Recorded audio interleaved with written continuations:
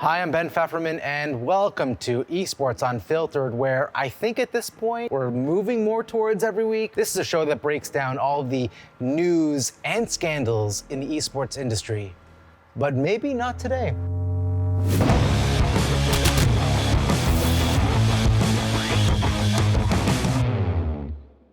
Now, I have to say that I love to shamelessly promote myself, and maybe more than anyone else I know. But Esports Unfiltered isn't about that. It's not supposed to be a platform to shamelessly promote what you're doing, but to really talk about the important, pertinent issues in the esports and wider gaming industry. Until today. When we look at the esports industry, in many ways, it's kind of like a Cold War arms race. You have 4 or 5 countries or orgs that are all really building up their armies, competing, all trying to get that elusive nuclear weapon, or in esports terms, money, profit, which doesn't happen very much, unfortunately. And most esports organizations know that in order to be profitable and make a lot of money, that you really have to be hitting on a lot of verticals. You can't just be a team. If you're a team, you have to be a brand, you have to be an apparel line, you have to be a media company or a tournament organizer. Esports orgs are looking to own many different synergistic verticals. So today, I do want to make a somewhat personal announcement. This is in case you missed it, that Amuka Esports, we have signed a LOI, which is a letter of intent, to merge with YDX Innovation, a Vancouver-based company that's a leader in virtual reality and immersive experiences and has a real strong footing now in esports. So I just want to take a couple seconds to kind of break down why we made that announcement and what that means. And then right here, I want to drop another pretty big, maybe bigger, maybe not bigger, but still really huge announcement. So for us as a company, Amuka Esports, we're in a lot of verticals, but even so, we want to get bigger. We want to be more of an entertainment company. We want to be hitting on in different areas and verticals that we can't do already. So with Amuka and YDX coming together, we're really building a powerhouse in Canada that's going to tackle esports, gaming, and immersive experiences across the board. Now, YDX Innovation is a publicly traded company, so it trades on the Toronto Stock Exchange, the Venture Exchange, ticker YDX, and we are a private company. So what does that mean for a private company? Once you merge with a public company, now the whole thing is public and everything is transparent. When a company moves to the public markets, the whole world can see what you're doing. They can see all your revenues, all of your losses, everything. And actually, it's kind of unfair, but a lot of the criticism of esports companies tends to come from the ones that are publicly traded. Why? Because we know how much they're making or losing. So whether it's Allied or Super League or Simplicity or other esports companies, I think a lot of them get talked about maybe a little too much because we can't really talk about all the private companies. We don't know how much Cloud9 is making or losing. We don't know how much TSM is making or losing, unless they voluntarily disclose, which most of them don't. So that brings me to the point of Amuka YDX is all about transparency, yes, but now expanding. For Amuka Esports and YDX, we're very strong in a lot of esports verticals. We're strong with our venues, with online leagues, with tournaments. Media, we're firing on all cylinders. But there's one obvious and glaring hole that we needed to address. And that's the fact that we're not developing players, we're not investing in teams, and we're not competing at the highest levels that we could be. And that's why today's announcement is so important. That's right. We're very excited to announce that YDX Amuka is going to be acquiring none other than Shattered Dreams Esports.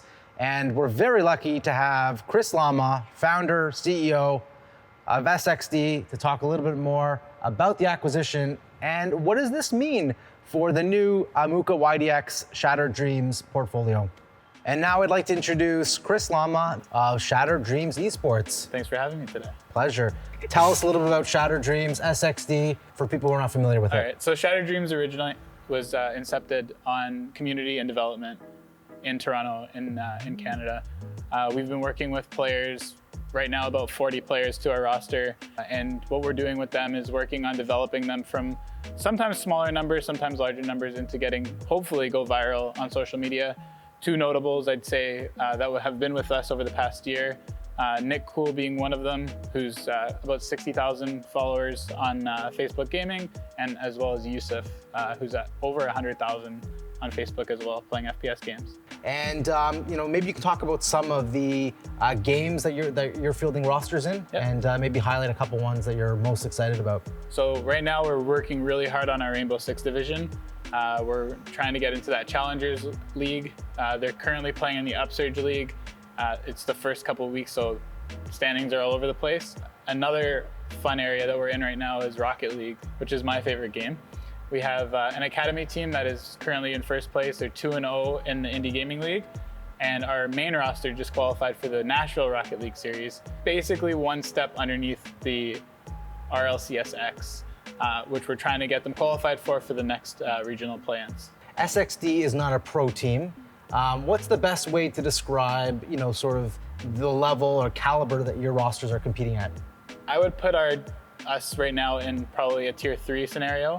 But again, we are always in that development scene. So one of our players may get picked up or has the opportunity to get picked up by a tier 2 or a tier 1 roster. We've had guys who have gone on to the Challengers League for Rainbow Six, and we have the opportunity to get them into larger organizations and teams. How do teams like SXD, how do you guys make money? What's, a little bit more about the revenue model for people who want to understand the business of it? We try not to put too much money into the competitive side of our organization. There's too much risk involved with it, especially with the division that we're playing in. There's not huge prize pools. So what we've been focusing on is media right now and merch. So our merch sales have always been very good.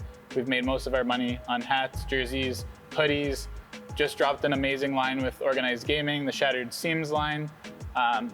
Really cool stuff there. So it's all been merch and media on that side of things, and then obviously sponsorship money as well. So a lot of players or kids, they're going to come to you first. So they're going to build up their careers. What's it like having to deal with a lot of annoying kids all the time? A lot of DMs, a lot of entitlement sometimes. What's a DM for the older people? A direct message. Direct message. So between getting, yo, what's up? Yo, sign me on Twitter. There's a lot of kids out there that are really good.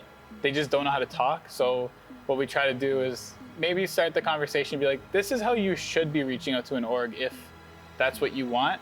Or with the younger players in our organization, 13, 14, 15 years old, obviously with parental consent, we make sure that we train them on building their portfolio and their social media presence so that one day when they are larger, they know how to properly represent themselves. There's a huge representation issue in the industry right now, and that's something that we definitely need to fix. Shattered Dreams is an interesting name, especially as you're developing kids who have very high aspirations and dream of being esports players. So just a little bit about, I'm curious, are you interested in shattering their dreams? And do a lot of kids maybe have high expectations, like that they're gonna make it into the big leagues, make millions of dollars, and you're that reality check? So Shattered Dreams' original name came from when I was playing ice hockey with my family.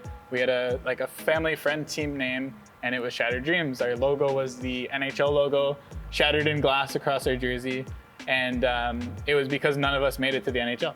It was that simple. So I guess a little bit deep down inside, there's that you might not make it to that pro league, so Shattered Dreams. But our real goal is not to shatter our players' dreams, it's to shatter the dreams of the other teams that want to get into. I see how you just spun that there. Very you're about good. to qualify for that tier 1 spot in Rocket League, and we come in and we just shatter your dreams. You shatter the opponent's dreams. Okay. Game over. Let's talk about moving forward. So with this big announcement, where does that leave the existing Shattered Dreams teams, players, and any new news you want to mention or drop on this program? Exclusive? I don't know if we want to drop it yet.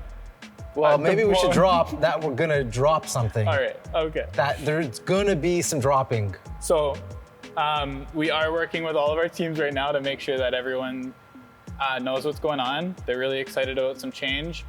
With that, there more than likely will be a rebrand. Whoa, rebrand. Revamp. Stay tuned. Clean things up a little bit. The thing that everyone's really excited about is the ability that they're gonna have to get to work with everyone in a larger group of people. and have more backing when it comes to media and development.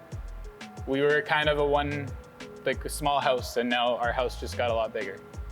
Yeah, very well said. And just to kind of reiterate, I think for us is we want to continue to support local gamers, amateurs, semi-pros, wherever you are. We want to continue to be community builders.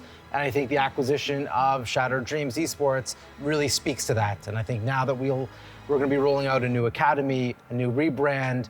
There's a lot of big things a lot of great changes going to be happening here.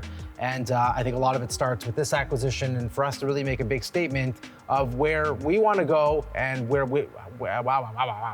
we think we could achieve. Thanks so much, Chris, for coming on to talk a little bit about the Shattered Dreams acquisition. And like I said, I don't try to use this platform to shamelessly promote, but it is a very important lesson in the esports industry that a lot of orgs need to get bigger. You need more scale, you need more synergy. That's what we're doing here. I hope if you're at home watching thinking, I'm a small tournament organizer, I'm a small media company, yeah, get out there, get bigger. You gotta make some big moves. I really think in this industry, it's get big or die. I'm trying to get big with the help of this guy and this guy and this guy and this guy. I'm Ben Pfefferman, host of Esports Unfiltered. Thanks for watching and stay classy, San Diego. We'll do a socially distanced. Is that okay? Is Twitter going to be upset about that? Okay. Who have you? Cut. I know. I turn camera on, and I'm like PR. You know me. What we think we could achieve. Or we can just leave it in. Yeah, okay. This is about as unfiltered as it gets. This is pretty unfiltered.